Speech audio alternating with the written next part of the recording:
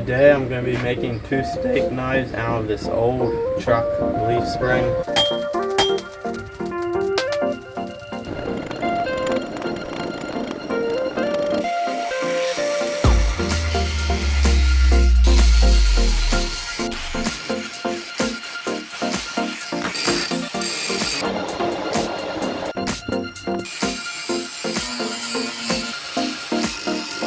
Some pins for the 2 knives, and these are actually nails that I'm just using. They fit perfect in the holes, so they will work good. But now I'm going to start sanding, so here we go.